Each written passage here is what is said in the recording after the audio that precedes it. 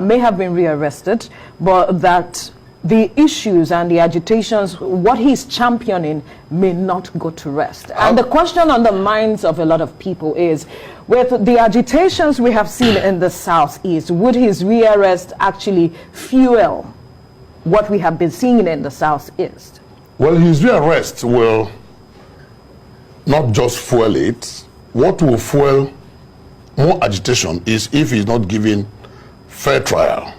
If the people perceive persecution instead of diligent, lawful prosecution and fair trial, then there will likely to be some backlash.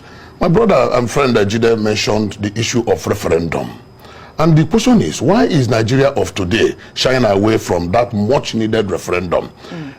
On 11th February 1961, there was a referendum to determine the life of the British Cameroon.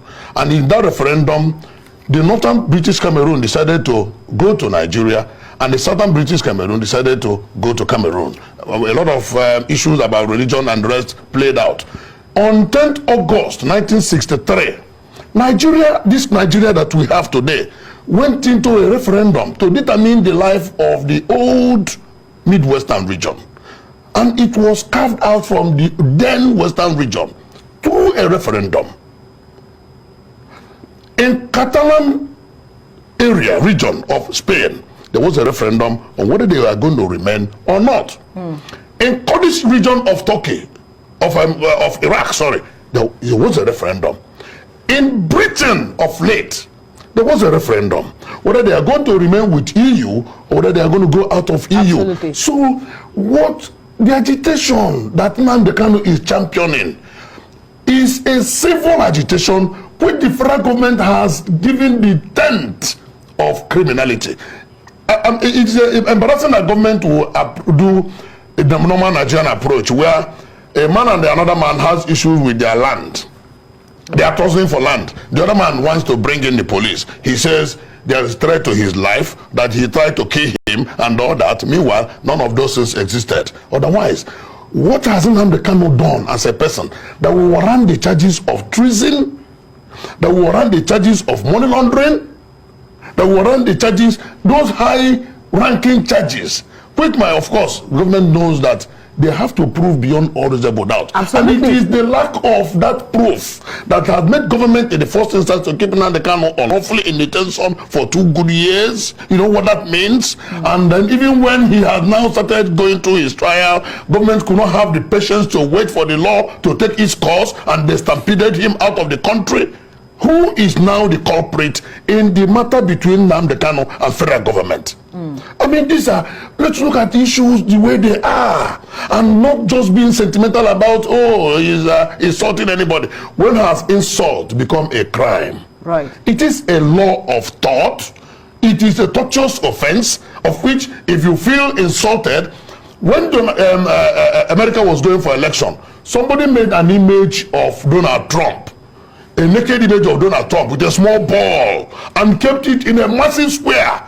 Did you not see it? How Donald Trump killed him? The problem we have today is that we are not operating democracy.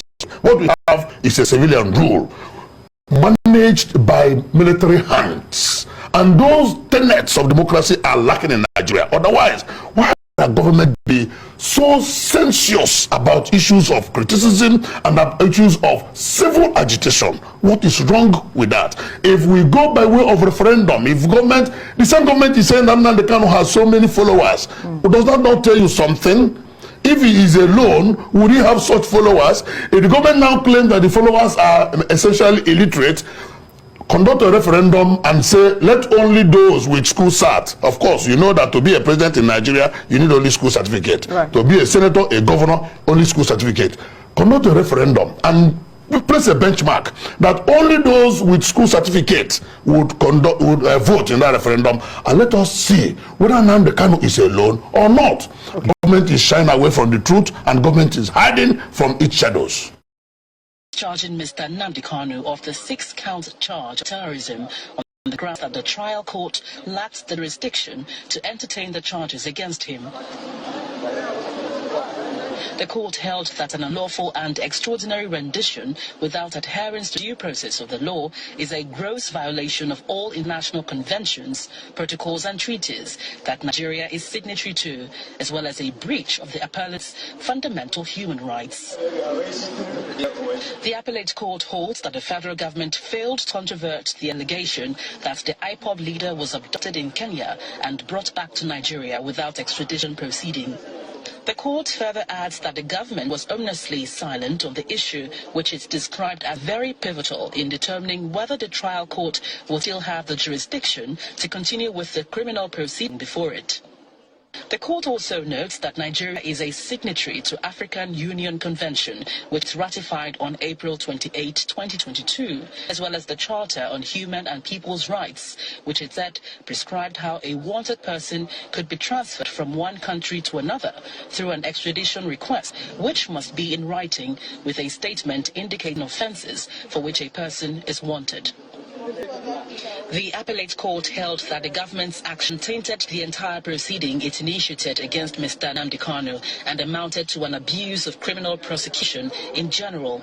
Although the counsel to the federal government left the court immediately after the judgment, the lawyer to Mr. Kanu reacts to the judgment. There was one fundamental issue on which the court today anchored this judgment, this intermediate court. And that is that the lower court never evaluated the mountain of evidence placed before it regarding the forceful capture, kidnap, torture, and extraordinary rendition of Nnamdi Kanu from Kenya back to Nigeria on the 26th of June, 2021. With the verdict of